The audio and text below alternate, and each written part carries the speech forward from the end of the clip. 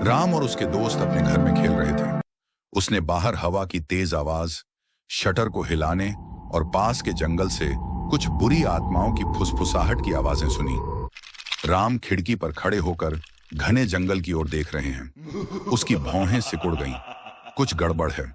Tiger, उसका वफादार साथी, एक हल्की सी गुर्राहट छोड़ता है। उसके दिमाग में कुछ गड़बड़ी महसूस होने लगती है। काली तोता राम के पास बैठा है और उसके पंख तूफान से उड़ गए हैं। युवा राम, उसका वफादार बाघ, और काली, एक बुद्धिमान तोता, एक बार फिर बढ़ते अंधेरे की जांच के लिए, एक और साहसिक कार्य के लिए रहस्यमय जंगल में जाने लगे। पिछले भाग में युवा राम और उसके दोस्तों ने एक रहस्यमय साहसिक कार्य किया और राक्षसी जादूगर से जानवरों की प्रजाति को बचाया। तब युवा राम और उसके दोस्त गांव और आसपास के रक्षक बन गए।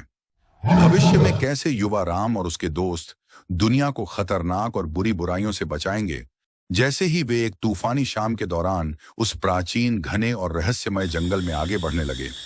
पेड़ मुड़े हुए और विचित्र हैं और घना कोहरा अंधकार को और बढ़ा देता है। यह एहसास पैदा करना कि कोई चीज या कोई उनका पीछा कर रहा है। जैसे जैसे वे गहराई में जाते हैं, उनका सामना अशुभ आकृतियों, काले जादू और परेशान करने वाली अलौकिक शक्तियों से होता है। जंगल बदल रहा है, रामा।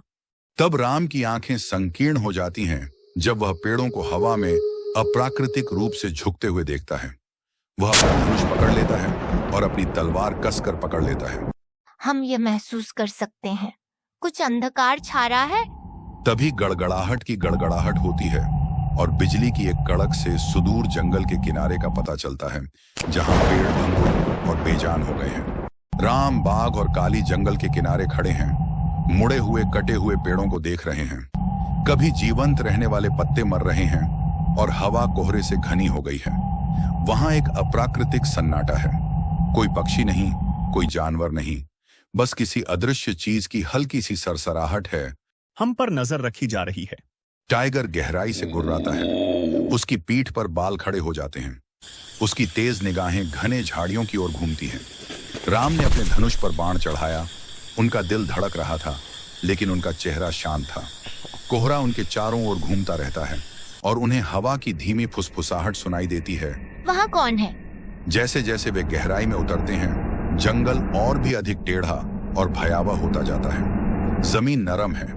उनके पैरों के नीचे लगभग स्पंदन हो रही है। परछाइयां दृष्टि से ओझल होकर टिमटिमाती हुई प्रतीत होती हैं।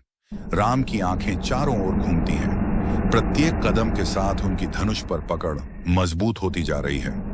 बाघ अचानक ठिठक जाता है। उसके कान खड़े हो जाते हैं। काली व्याकुलता में फड़फड़ा रही है। उसकी आवाज एक कठोर फुसफुसाहट है। कुछ हमारा पीछा कर रहा है, रामा। हम यह महसूस कर सकते हैं। अचानक सामने कोहरे से एक छायादार आकृति उभरती है।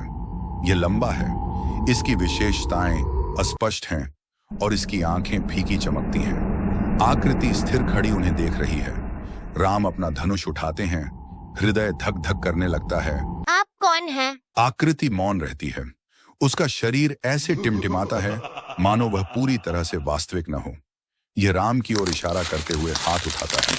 हवा का एक तेज झोंका भयानक फुसफुसाहट के साथ उनकी ओर बढ़ता है। राम अपने पैर जमाने के लिए संघर्ष करते हैं। आप बहुत दूर आ गए हैं, रक्षक। हवा थम जाती है। वे आगे बढ़ते हैं और एक समाशोधन तक पहुंचते हैं। केंद्र में एक पत्थर की वेदिका है जो चमकते अंधेरे प्रतीकों से ढकी हुई है। इसके चारों ओर जानवरों के अवशेष हैं। उनके शरीर विचित्र आकृतियों में मुड़े हुए हैं। इस जगह क्या है? काली फड़फड़ाती हुई करीब आती है। उसकी आंखें डर से चौड़ी हो जाती हैं। यह काला जादू है, प्राचीन और खतरनाक। अचानक जमीन कांपने लगती है। राम का बाघ गुर्राता है। राम के करीब आता है।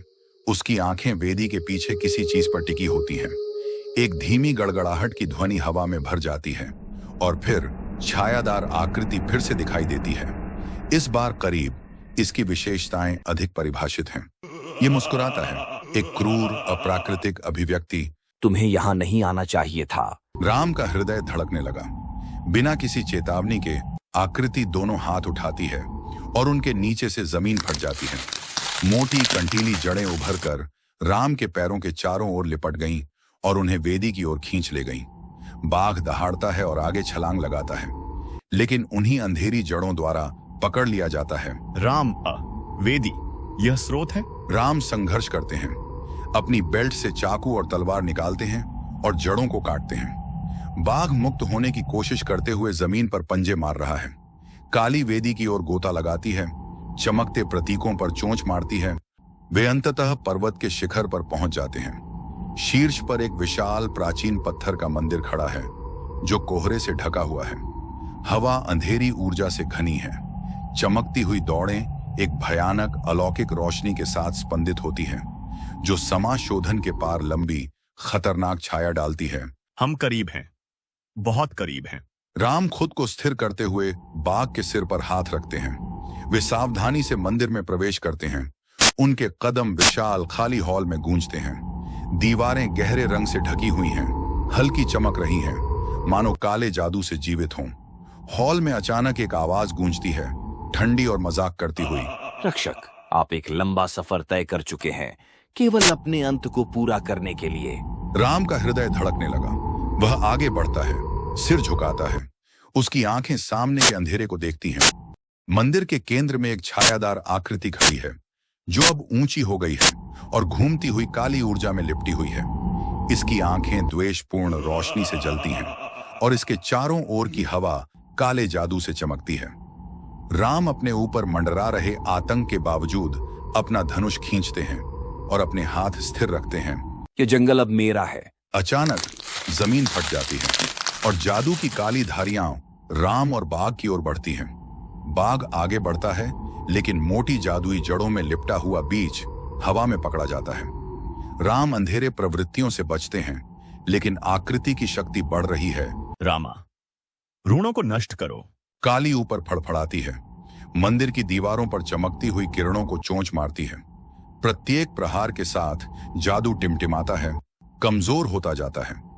राम ने क्षण का लाभ उठाया और अपना अंतिम बाण निकाला। वह ध्यान से मंदिर के मध्य भाग पर निशाना लगाता है, जहां काली ऊर्जा सबसे अधिक प्रबल होती है। आकृति का चेहरा घबराहट में बदल जाता है। नहीं, तुम मुझे रोक नहीं सकते। राम ने बाण छोड़ा। यह एक अंधी चमक के साथ मंदिर के चमकते केंद्र पर हमला करता है। काला जादू नष्ट हो जाता है और वह आकृति खून जमा देने वाली चीख निकालती है, जो काले धुएं में घुल जाती है। अंधेरा छा जाता है, मंदिर खंडहर में बदल जाता है और जंगल ठीक होने लगता है। राम, बाघ और काली पहाड़ की चोटी पर खड़े होकर जंगल में सुबह की पहली किरण देख रहे हैं। हवा ताजी है और पेड़ अपना रंग पुनः प्राप्त कर लेते हैं। हमने इसे एक बार फिर से किया है रामा, लेकिन ये अंधेरा ये हमेशा के लिए खत्म नहीं हो सकता। राम बाघ को देखते हैं, फिर नीचे जंगल को। यदि यह कभी वापस आता है तो हम तैयार रहेंगे। वे अतीत की परछाइयों को पीछे छोड़ते हुए एक नए दिन की ओर चलते हुए पहाड़ से नीचे उतरते हैं। युवा राम और उनके दोस्तों ने एक बार फिर जंगल की शक्तिशाली बुराई से रक्षा की और उनकी वीरता पूरी दुनिया में फैल गई। हमारा वीडियो आपको पसंद है तो प्लीज सब्सक्राइब कर लो।